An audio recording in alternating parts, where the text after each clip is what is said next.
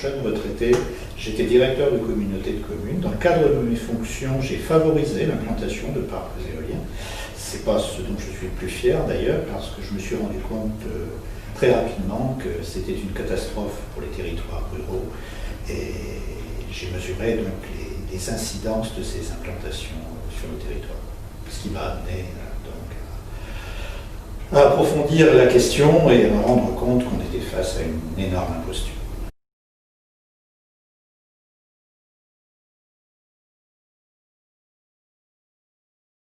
Alors, ce qu'il faut savoir, c'est qu'en France, nous avons importé pour environ 18 milliards d'euros. 18 milliards d'euros, c'est une somme énorme de matériel, enfin d'éoliennes qui viennent du Danemark, qui viennent d'Allemagne, qui viennent d'Espagne et maintenant surtout de Chine. Avec ces éoliennes, on fabrique de l'électricité de mauvaise qualité, électricité qui est produite de façon intermittente et aléatoire, et surtout c'est une électricité dont nous n'avons pas besoin et que nous revendons à l'étranger. Le problème, c'est que cette électricité est achetée en France par EDF à 82 € le mégawattheure et elle est exportée à l'étranger au tarif de 35 €. Le résultat, c'est que ça coûte aux consommateurs, par l'intermédiaire de EDF, 970 millions d'euros par an. C'est-à-dire que, pour résumer, on a importé pour 18 milliards d'euros de matériel pour fabriquer une électricité dont nous n'avons pas besoin et que nous revendons à vil prix à l'étranger. Et le résultat des courses, c'est que ça nous coûte 1 milliard d'euros pratiquement par an. C'est un véritable scandale.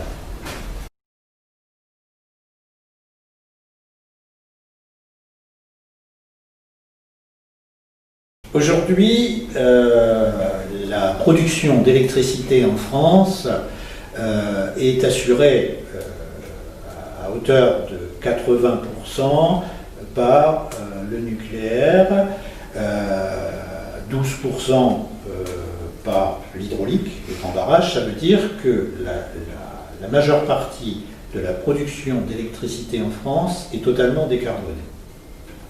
L'éolien a produit en 2016 3,9% de notre production d'électricité. Seulement 3,9%. Ce qu'il faut savoir, c'est que l'électricité ne représente que 24% de l'énergie que nous consommons en France. Ça veut dire qu'il y a 75% de l'énergie consommée dans notre pays qui est extérieure à l'électricité. Et ça veut dire aussi que quand on regarde la totalité du mix énergétique français, aujourd'hui, l'éolien représente moins de 1% de ce mix. Ça veut dire donc que si un jour, comme certains illuminés le prétendent, on voulait arriver à ne dépendre que de l'éolien, il faudrait mettre 100 éoliennes là où il y en a une aujourd'hui. C'est complètement fou.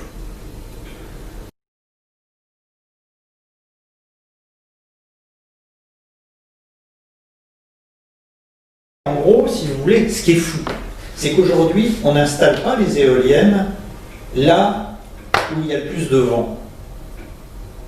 On n'installe pas les éoliennes là où il y a plus de vent. On les installe là où il y a acceptabilité sociale. C'est quelque chose de terrible quand on réfléchit à ça. Et pour en apporter la preuve, il y a un dispositif qui a été mis en place et qui est quand même assez effarant. Il faut savoir qu'un parc éolien qui produit en deçà d'un certain seuil bénéficie au-delà des 10 ans d'un dispositif qui lui permet de continuer à bénéficier de la garantie d'achat à 82 €. Et quand on va jusqu'au bout du raisonnement, on se rend compte qu'il est plus intéressant d'installer des éoliennes là où il y a le moins de vent. La logique voudrait qu'on installe les éoliennes là où il y a le plus de vent et où elles produiraient le plus. On est d'accord. Aujourd'hui, le propriétaire d'un parc éolien qui produit beaucoup bénéficie de la garantie d'achat pendant une période de 10 ans. Au-delà des 10 ans, l'électricité qu'il produit est vendue au tarif du marché de gros, qui est aux alentours de 30 € le mégawattheure. D'accord? Par contre, si le parc éolien produit en deçà d'un certain seuil, la garantie d'achat n'est pas accordée pour une durée de 10 ans, mais jusque 20 ans. Et dans ce cas-là, il peut être plus intéressant, c'est pas il peut être d'ailleurs, il est plus intéressant d'avoir un parc qui produit moins, mais ils vont bénéficier de la garantie d'achat pendant 20 ans. C'est quand même quelque chose d'assez effarant. C'est-à-dire qu'aujourd'hui, la prime ne va pas aux gens qui vont produire davantage, mais au contraire aux gens qui vont produire de façon complètement ponctuelle, absolument. On est arrivé à un système complètement dingue où aujourd'hui, en France et en Europe en général, le prix de l'électricité n'a jamais été aussi bas.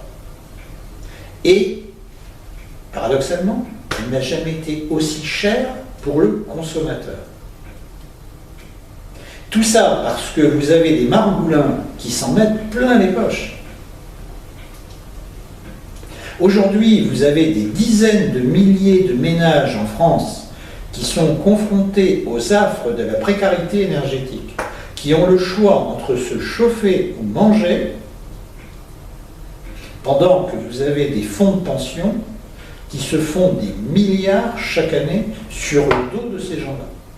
L'éolien qu'on nous vend comme étant une énergie propre, c'est un pur scandale, tant au niveau écologique qu'au niveau moral.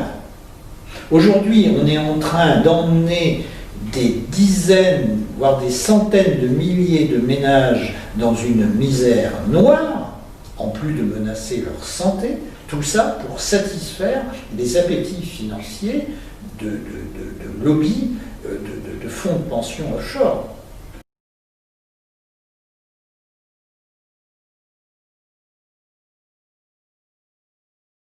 Très fréquemment, la remarque qui est faite par les béotiens, je dirais, enfin les béotiens, par les gens qui, en bonne foi, voilà, c'est de dire « Ah, ben oui, mais vous préférez une centrale nucléaire au fond de votre jardin ?»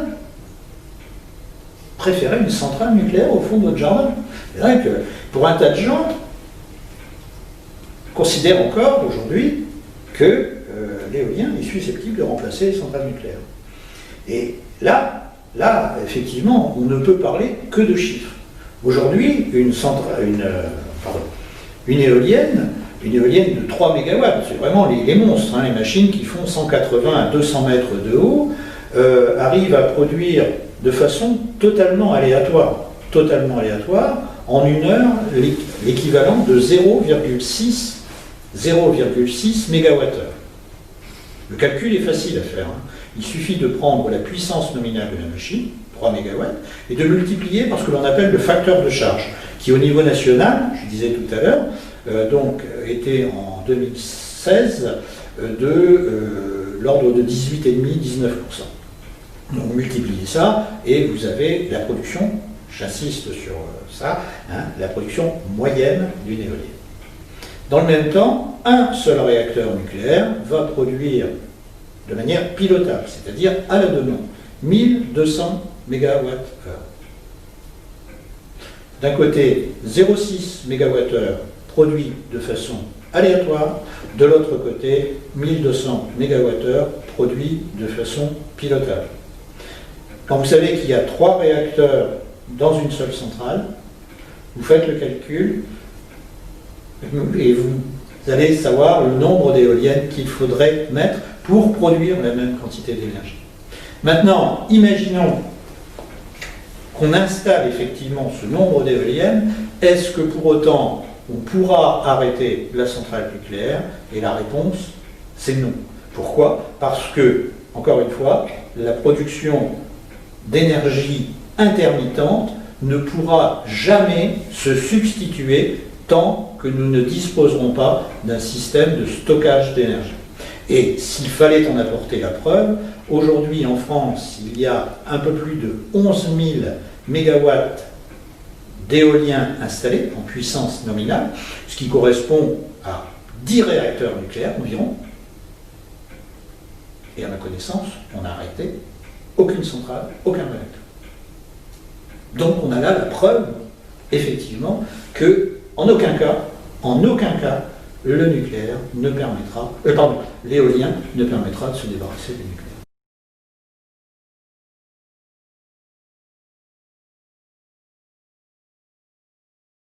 Alors, concernant le démantèlement des éoliennes, les promoteurs affirment, dans les dossiers qu'ils constituent lors de l'instruction des permis, qu'ils vont provisionner 50 000 € pour le démantèlement des machines. Ce qu'il faut savoir, c'est qu'il y a récemment eu le cas d'une éolienne qui a dû être démolie dans le département des Ardennes. Nous avons eu l'occasion de nous procurer le devis concernant le démantèlement de cette machine. Il est de 420 000 €. Donc ça veut dire que, très clairement, à l'issue de l'exploitation des parcs éoliens, et même probablement avant, dès lors que la bulle spéculative de l'éolien explosera, on va se retrouver avec des friches industrielles. Si les sommes qui devaient être provisionnées par les promoteurs, qui restent à démontrer, sont effectivement disponibles, il est clair que de toute façon, elles ne seront pas suffisantes pour permettre le démantèlement. Pour la remise en état des terrains, vous avez vu tout à l'heure les surfaces absolument considérables qui sont consacrées à ça, et là encore, on s'expose à de très très grosses déconvenues. Les gens qui ont signé de façon tout à fait inconsidérée les baux qui permettent aux promoteurs de s'installer sur leur terre vont avoir de très très grosses surprises, puisque ce sont eux, à l'issue de l'exploitation, deviendront de fait propriétaires de ces friches industrielles.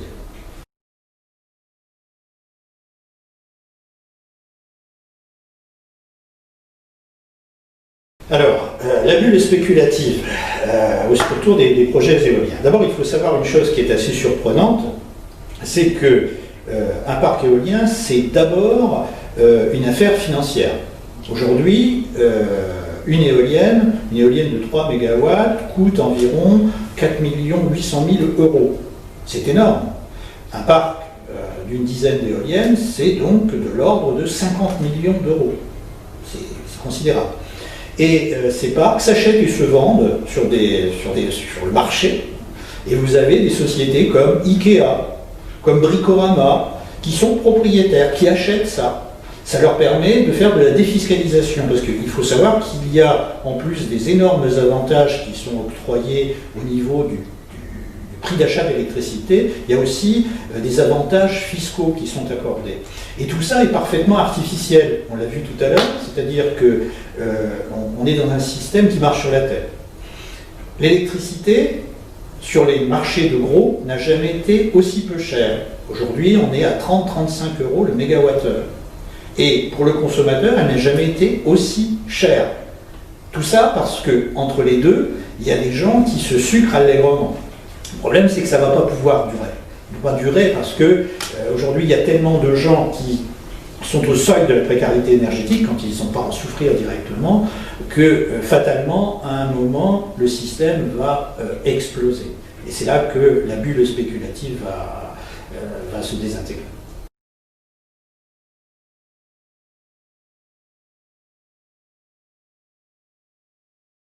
Pourquoi l'éolien et en règle générale, les énergies intermittentes font disparaître. Aujourd'hui, le problème de l'électricité est lié au fait que cette énergie, on ne sait pas la stocker. On ne sait pas stocker l'électricité. Les batteries les plus performantes permettent de stocker quelques kilowattheures. Pour stocker l'équivalent d'une journée de la production électrique française, les réserves mondiales de lithium sont insuffisantes pour stocker une seule journée de la production électrique française. Donc, en l'état de la technologie, c'est impossible. À partir de ce moment-là, il est évident qu'on ne peut remplacer les systèmes de production d'énergie actuels, conventionnels, thermiques ou nucléaires, par les intermittents. Ça veut dire que on va se trouver dans un système où on va surproduire de l'électricité, ce qui est déjà le cas actuellement. Le danger, c'est que à partir du moment où il y a surproduction d'électricité, c'est très paradoxal, on va aussi se trouver avec une électricité de moins en moins chère. Et donc, en étant de moins en moins chère, la compétitivité des systèmes de production conventionnels va s'en trouver amoindrie. À partir de ce moment-là, vous allez avoir des centrales conventionnelles, gaz, c'est déjà le cas, qui vont fermer. D'accord ? Vous allez avoir l'impossibilité de construire de nouvelles centrales, qu'elles soient thermiques ou nucléaires, et à partir de ce moment-là, on va se trouver dans un système où on sera extrêmement dépendant de ces systèmes de production qui, par définition, ne sont pas pilotables, et on va droit au blackout, ce qui a d'ailleurs failli se produire il y a quelques semaines. Vous savez que le 25 janvier, on était passé à un doigt du blackout. Et les conséquences d'un blackout au niveau européen, puisqu'il faut savoir qu'aujourd'hui, la gestion du réseau électrique se fait au niveau européen, serait une catastrophe.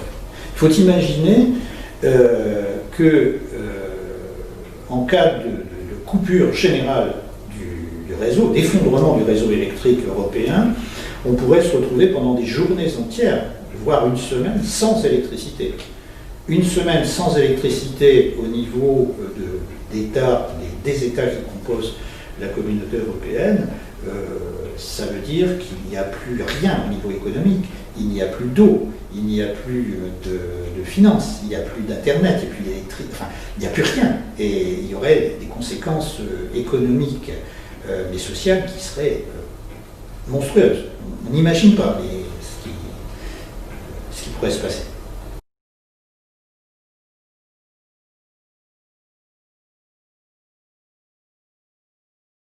C'est un petit peu technique, je vais essayer d'être clair. Aujourd'hui, l'électricité, le réseau électrique européen, pour fonctionner, doit être régulé en permanence en fonction de la demande, c'est-à-dire qu'elle doit s'adapter. Encore une fois, on ne sait pas stocker l'énergie, c'est-à-dire que donc l'énergie doit être produite en fonction de la demande. On ne consomme pas la même quantité d'énergie à 2 heures du matin qu'à midi.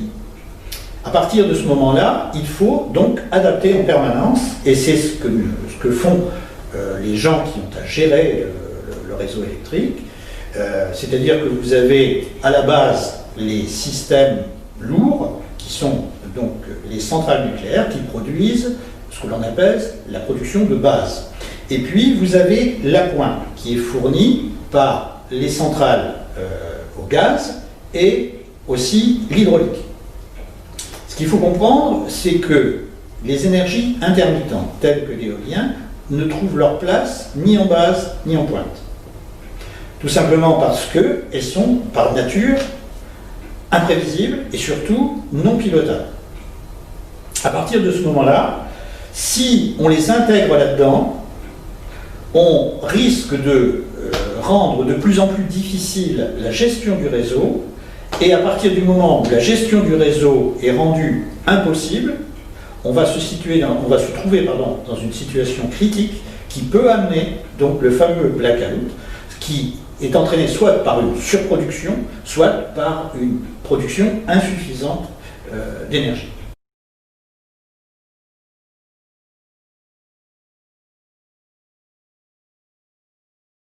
Aujourd'hui, la question, la problématique de l'énergie, qui est une problématique centrale de nos sociétés, notre civilisation, c'est la civilisation de l'énergie.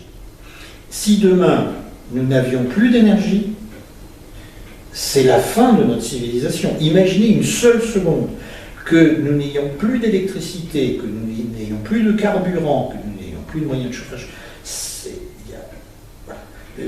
Notre civilisation n'existe,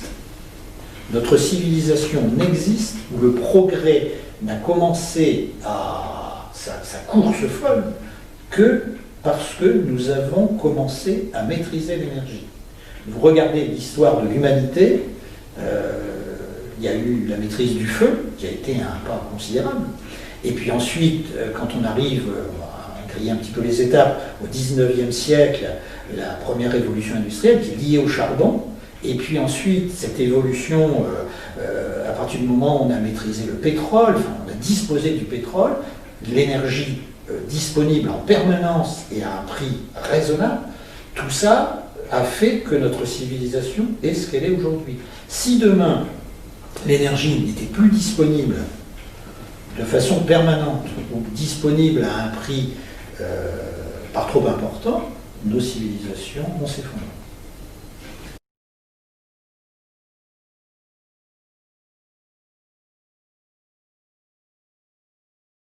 Absurde. Absurde parce que d'abord, au niveau technique, on sait qu'il y a de gros problèmes qui restent à régler. Une éolienne produit de l'électricité. Comment est-ce qu'on dit ça? C'est de l'électricité qui passe sur nos réseaux, donc c'est du courant alternatif. L'éolienne produit du courant continu et il faut qu'elle soit amenée jusqu'à la côte pour être transformée en courant alternatif. Et ça, on ne sait pratiquement pas faire. C'est le problème qui s'est posé lorsque on a commencé à développer l'électricité et enfin la consommation, l'utilisation de l'électricité, la grande bagarre qu'il y a eu entre, je crois que c'était Edison, je vais peut-être dire une connerie, mais c'était justement de l'utilisation de l'électricité, de son transport, courant continu, courant alternatif. On a su transporter l'électricité, le courant sur de grandes distances qu'à partir du moment où on a su le rendre alternatif. D'accord ? Aujourd'hui, ça, donc, on ne sait pas produire du courant alternatif à partir de l'éolienne. Donc il faut l'amener jusqu'à la côte, et ça, très clairement, ça pose de gros problèmes. Il y a des parcs dans la Baltique qui, jusqu'à une date récente, je ne sais pas ce qu'il en est, étaient complètement à l'arrêt parce qu'ils n'arrivaient pas à régler ce problème-là. Et par ailleurs, l'offshore en particulier, là où il est prévu de le mettre, c'est les risques de marée noire, parce que fatalement, un jour ou l'autre, il y aura un pétrolier qui va se foutre là-dedans, et la moto Cadiz et compagnie, ce sera de la rigolade. J'ajoute que pour les pêcheurs, je ne suis pas sûr non plus que ce soit très sympathique.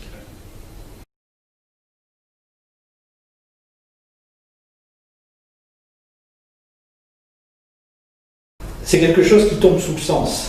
Il suffit d'approcher d'un parc éolien pour mesurer l'impact que ça peut avoir sur l'environnement, et on imagine très facilement qu'on ne va pas s'installer à proximité de ces engins, a fortiori quand on sait aujourd'hui, parce que c'est quelque chose qui est avéré, qu'il y a en plus des risques pour la santé, des risques importants, risques pour les enfants en particulier, au niveau du développement, et il est évident que des jeunes ménages, mais même des ménages plus âgés, n'iront pas s'installer à proximité des parcs éoliens, et par conséquent, forcément, ça aura une incidence sur la valeur de l'immobilier.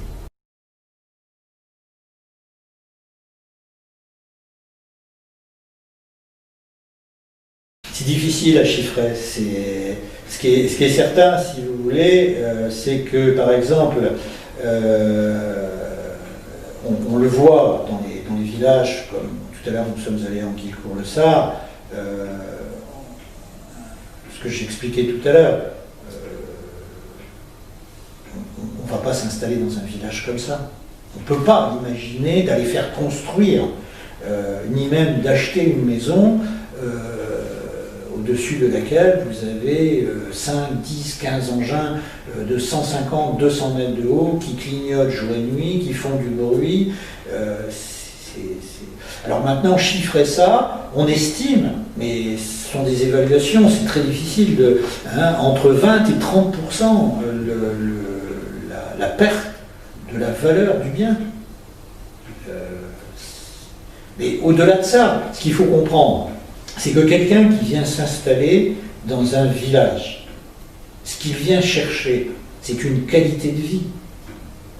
On ne vit bien que dans un environnement où on se sent bien. Quand vous avez un territoire qui est totalement défiguré par des machines industrielles, il est évident que vous n'aspirez qu'à partir. Si en plus il y a ce soupçon de risque pour la santé,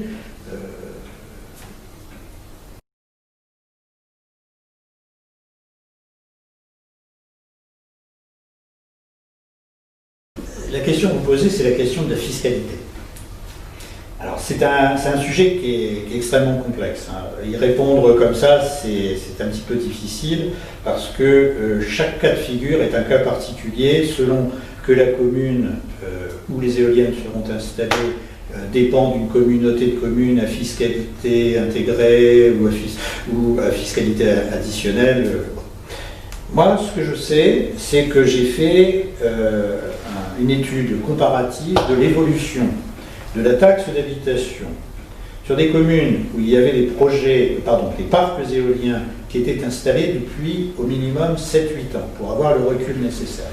Et le constat que j'ai fait, c'est que là où les éoliennes sont installées, la taxe d'habitation, le taux de la taxe d'habitation a augmenté de façon plus importante que dans les communes où il n'y avait pas d'éoliennes.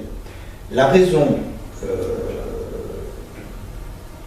qui explique cela est liée au fait, à mon sens, que d'une part, la proximité d'un parc éolien entraîne donc une diminution de la population, une réduction du nombre de ventes sur le terroir de la commune, ce qui diminue les ressources des communes au niveau des droits de mutation.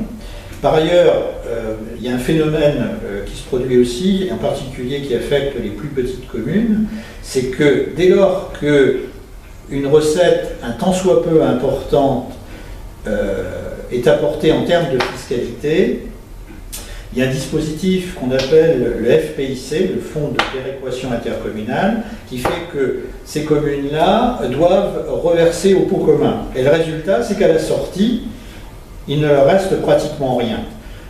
Moi, je résume, un maire qui accepte un parc éolien sur sa commune, en gros, ça revient à se couper le bras pour bénéficier de l'allocation handicapée. C'est aussi absurde. C'est-à-dire vraiment, on donne le bâton pour être battu.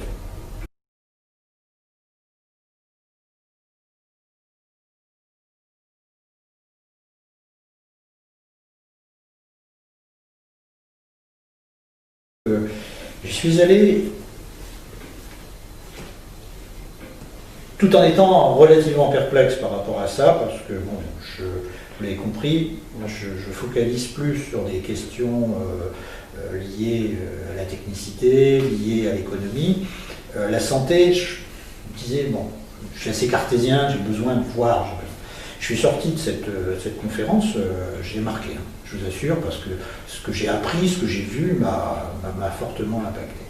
Et ce que j'ai retenu des infrasons et de la façon dont ils étaient générés.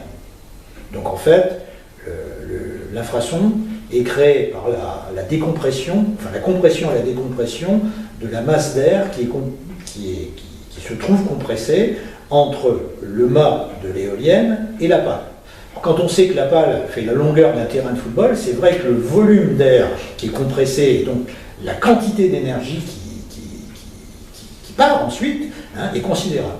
Et effectivement, quand on multiplie ces chiffres, on se rend compte qu'effectivement, et forcément, il ne peut pas ne pas y avoir de conséquences. C'est évident. C'est évident.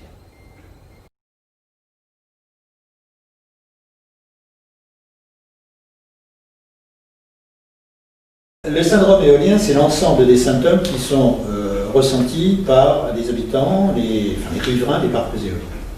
Alors, ces symptômes, ils peuvent apparaître sous différentes formes. C'est un sentiment de gêne, sentiment d'oppression, c'est aussi des problèmes d'anxiété, et puis dans des cas beaucoup plus graves, c'est des problèmes cardiaques, des problèmes d'acouphènes. Aujourd'hui, il y a de très très nombreuses études de par le monde qui tentent à prouver, et ça de façon quasiment indiscutable, que la proximité d'un parc éolien génère des nuisances extrêmement importantes pour les habitants, et ce dans un rayon relativement conséquent. La grande question, la grosse question, c'est celle des infrasons. Les infrasons, il est manifeste qu'ils se propagent sur plusieurs kilomètres et ils ont des incidences graves au niveau cardiaque. Et ça, on ne peut pas comprendre aujourd'hui que les rapports qui ont été demandés, en particulier auprès de l'ANSES, et qui ne sont pas rendus. Alors que partout dans le monde, on s'inquiète de cette situation.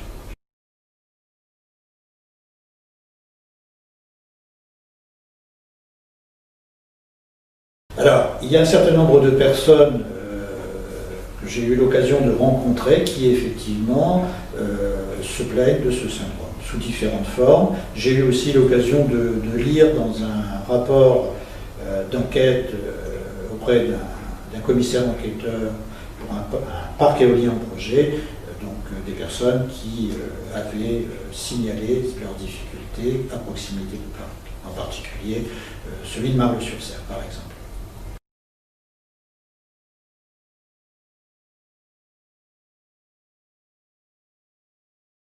Alors, les risques de projection de glace sont évidents.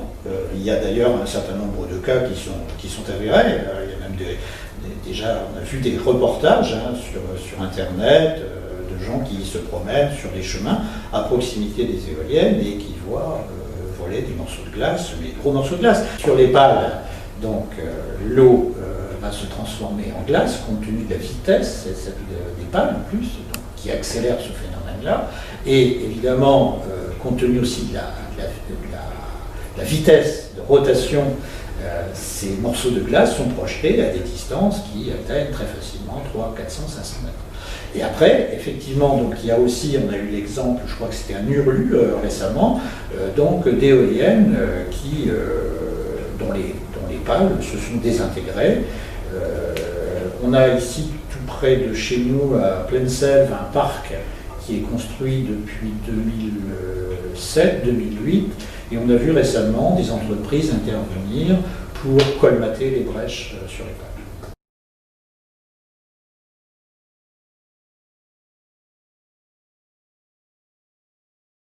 Donc moi j'ai eu l'occasion, lors d'un reportage avec les gens de France 3, de me rendre sur un site, et donc il y avait des gens, mais de personnes qui étaient là, occupées avec des petits sacs plastiques, et donc on s'est approché pour savoir ce qu'ils faisaient là, et en fait, ils étaient là pour faire ce qu'ils appellent pudiquement un comptage, c'est-à-dire qu'ils comptaient le nombre de cadavres d'oiseaux qui se trouvaient au pied des éoliennes.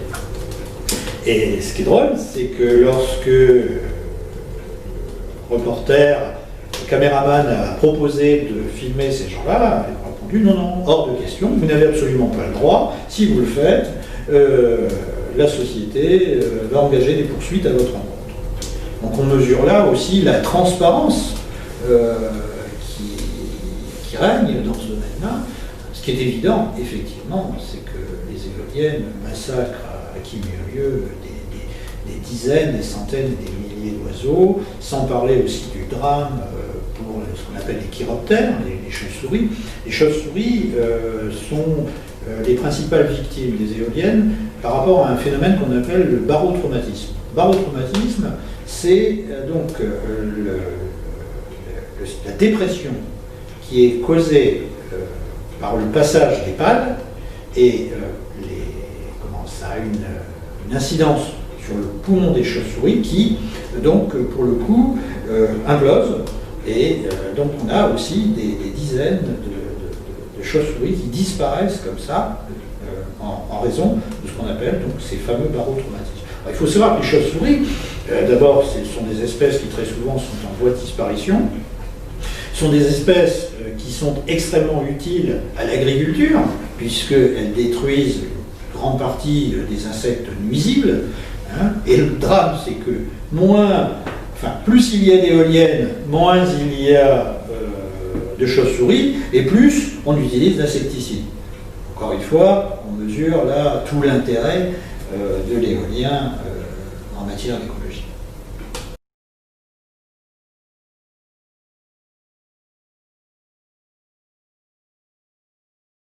Alors ce qui est extraordinaire avec les promoteurs, c'est que ce sont véritablement les nouveaux chercheurs d'or. Ces types-là ont une capacité à vendre l'invendable qui est absolument sensationnelle. Ils osent tout. Ils osent tout. Ils vous affirment sans frémir que l'on peut cacher une éolienne de 200 mètres derrière une haie de 2 mètres. Moi, je les ai vus à l'œuvre. Ils démarchent les élus, ils démarchent les agriculteurs. Leur méthode est extrêmement efficace, c'est-à-dire qu'ils vont voir les uns et les autres en faisant miroiter des promesses dont ils savent très bien qu'ils ne tiendront pas, mais qu'importe, et surtout en disant, ben voilà, si vous n'acceptez pas notre projet, on ira voir votre voisin et votre voisin l'acceptera. Et évidemment, ils tiennent le même discours chez le voisin. Ce qui fait qu'aujourd'hui, et ça c'est véritablement un drame aussi, où les maires des petites communes se disent, bah, tant qu'à faire, comme de toute façon on ne peut que l'avoir, si on le refuse, ce sera le voisin qui va l'accepter, donc ça passe. Et c'est la même chose auprès du monde agricole. C'est-à-dire que les agriculteurs se disent, bah, si je ne le prends pas, ce sera mon voisin qui va l'avoir. Et comme les loyers sont extrêmement importants, il faut savoir qu'aujourd'hui, pour l'implantation d'une éolienne, dans nos régions, on est à entre 15 000 et 20 000 euros par an de loyer. Là aussi, il y a un problème majeur. Quand on sait qu'un hectare de terre libre, se négocie aux alentours de 15 000 euros par an. Vous achetez un hectare de terre, 15 000 euros. Et là, vous avez des gens qui viennent vous louer un tiers d'hectare pour le même prix, voire davantage. C'est-à-dire que chaque année, ils vont vous payer un loyer qui est supérieur au prix que vous achèteriez un hectare de terre. C'est quelque chose d'hallucinant. On ne peut pas imaginer une seule seconde que derrière ça, il n'y ait pas une énorme arnaque. Comment pourrait-on concevoir qu'une société normalement constituée par des gens un tant soit peu intelligents accepte de payer un loyer aussi élevé pour quelque chose qu'elle pourrait acheter pour le même prix? Sauf à considérer, et c'est le grand danger de l'éolien, sauf à considérer que lorsque la bulle spéculative explosera, les propriétaires des terrains, puisque c'est le principe des baux amphithéotiques, ce sont les baux qui sont donc passés entre les propriétaires et les promoteurs, feront que ces gens-là vont les propriétaires des terrains vont devenir de fait propriétaires des éoliennes qui sont en fin de vie. Et ils auront à les démanteler pour les tarifs qu'on connaît, c'est-à-dire aux alentours de 450 000 euros par an, ce qui est monstrueux. J'ai étudié encore hier un dossier. Donc vous avez une société éolienne qui prévoit d'installer une dizaine d'éoliennes, donc pour un montant de 50 millions d'euros. D'accord? Et ces gens-là installent ça sur des terres dont ils sont locataires. Ils ne sont pas propriétaires des terres. Ils n'achèteront jamais des terres. Jamais. C'est quelque chose d'hallucinant.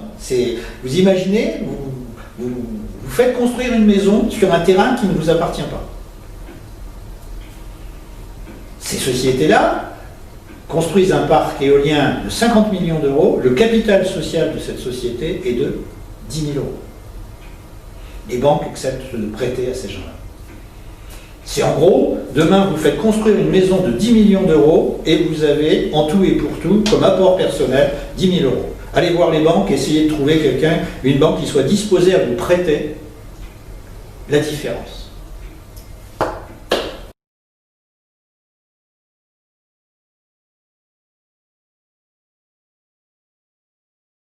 pourquoi j'étais à une époque un inconditionnel de l'éolien?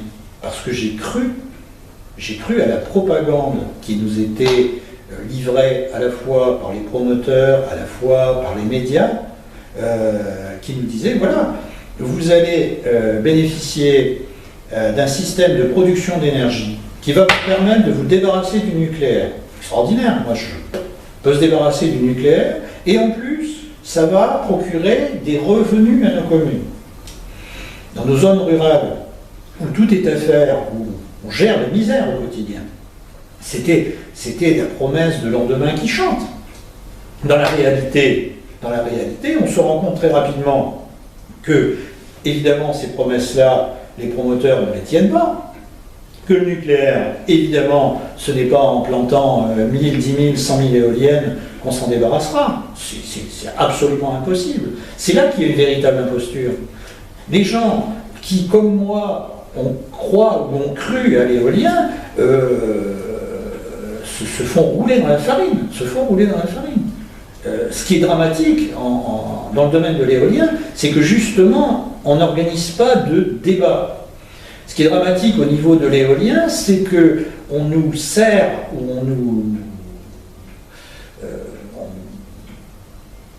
livre des vérités qui n'en sont pas. Quand on nous affirme qu'une éolienne peut alimenter X milliers de foyers, il suffit de prendre une petite calculatrice, de faire le calcul pour se rendre compte que c'est absolument n'importe quoi.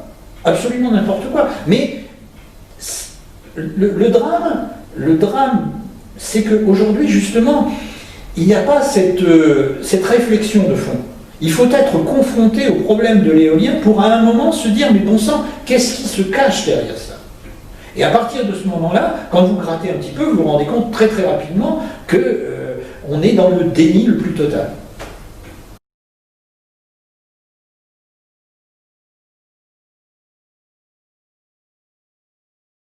Aux gens qui ont des éoliennes près de chez eux, il n'y a pas grand-chose à dire. Malheureusement, sinon peut-être déménager, surtout s'ils ont des jeunes enfants. Parce que le drame, c'est que prendre le risque de voir ses enfants malades, moi je ne saurais pas.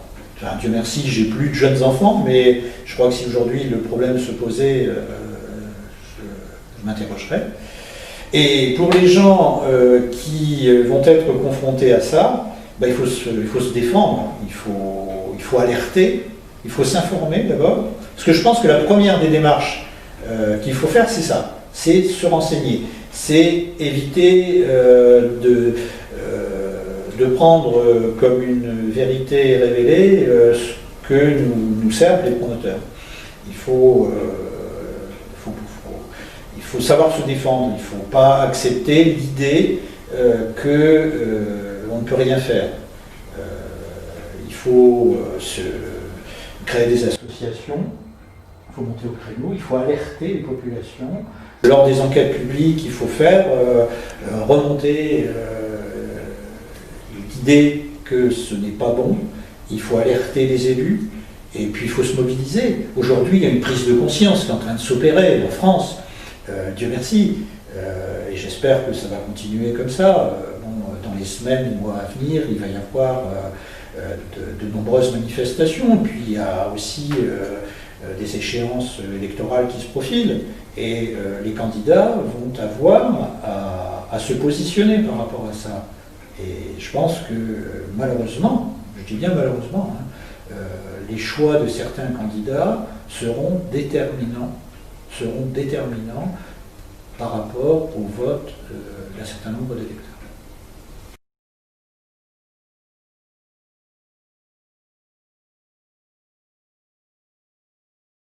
Moi, je regrette que les gens n'osent pas parler.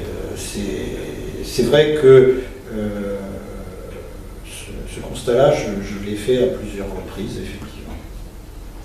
Le plus simple, à mon sens, consisterait d'abord à aller voir un médecin pour faire un bilan de santé. Et puis, si la situation se dégrade,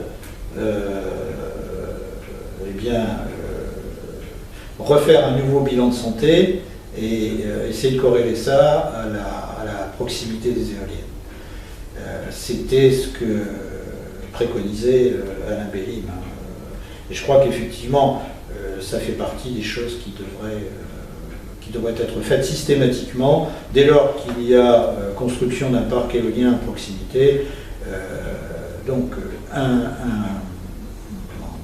bilan, transmettre ce bilan donc aux autorités en leur disant attention, voilà, moi aujourd'hui je suis en bonne santé. Si dans 5 ans ma santé s'est dégradée et qu'il est établi que c'est lié à la proximité du parc éolien, je vous en tiendrai pour responsable. Titre du principe de précaution qui, qu'on le veuille ou non, est toujours d'actualité en France.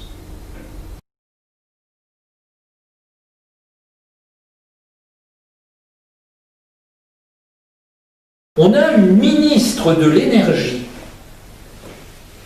On a une ministre de l'énergie en France qui ne sait pas faire la différence entre la puissance et la quantité d'énergie produite. C'est effarant. Vous vous rendez compte? On a une ministre de l'énergie qui ne sait pas faire la différence. À partir de ce moment-là, comment voulez-vous vous étonner que les Français soient prêts à avaler n'importe quelle imbécilité? C'est terrifiant. On est dans le domaine du déni et, je dirais en plus, oui, de la propagande. Enfin, Goebbels en Allemagne, il y a 70-80 ans, aurait été parfaitement à son affaire, mais il aurait su vendre l'éolien, j'en suis persuadé.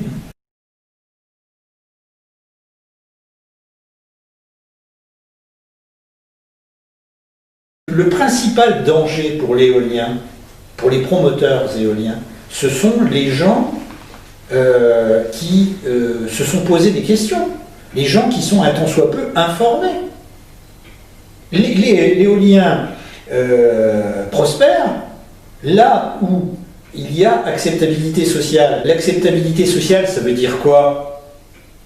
L'acceptabilité sociale, ça veut dire que les gens ne se posent pas de questions en fait. Les gens sont prêts à accepter l'inacceptable.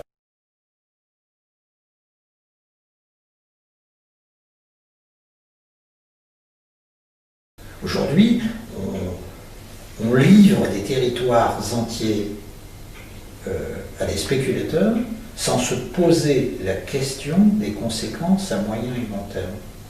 Et les conséquences économiques, les conséquences écologiques, mais aussi des conséquences sociales. Ce qu'on n'a pas évoqué, et c'est vrai qu'il y a tellement à dire, c'est les conséquences sur les communautés villageoises. Il y a un parc éolien qui s'installe dans une commune. Vous allez avoir 2-3 propriétaires fonciers qui vont tirer des bénéfices très substantiels de ça.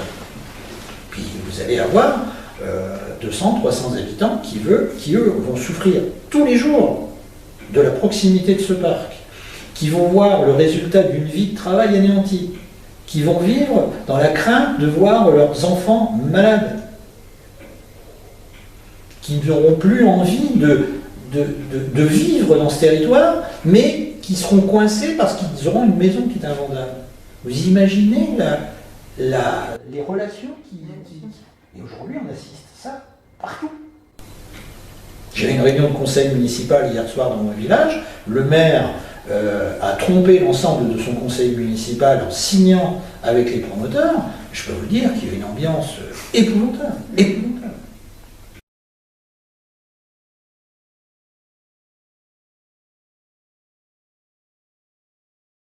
Aujourd'hui, vous avez donc le phénomène des tarifs de location. J'évoquais tout à l'heure. Vous avez des baux qui sont octroyés aux propriétaires qui sont très importants. Les conséquences, c'est que vous avez des margoulins aujourd'hui qui sont prêts à mettre des sommes faramineuses pour acheter des terres qu'ils destinent à l'installation d'éoliennes. C'est-à-dire, en gros, les agriculteurs aujourd'hui sont, par un effet de bande, si on parle de billard, sont aujourd'hui victimes de la spéculation éolienne sur les terres. Quand ils veulent acheter des terres, il se trouve qu'ils doivent les acheter infiniment plus cher parce que vous avez des gens qui disent mais c'est une bonne affaire, puisque je peux espérer louer les terres que je vais acheter à des promoteurs éoliens. Vous imaginez, vous achetez un hectare de terre, 15 000 euros, hein, et vous le louez 20 000 euros par an pendant 15 ans ou 20 ans. Et là, vous avez aujourd'hui des propriétaires, des agriculteurs qui sont complètement étranglés parce que les propriétaires leur disent, voilà, hein, moi je suis disposé, je veux vendre mes terres, mais plus à 15 000 euros, à 2 fois, 3 fois ce prix-là. Dans la filière agricole, ça pose des problèmes considérables.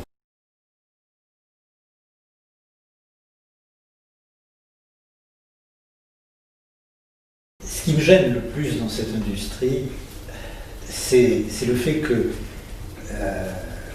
sous couvert d'écologie, on est en train de détruire des territoires entiers. On est en train de mettre en danger la santé des populations.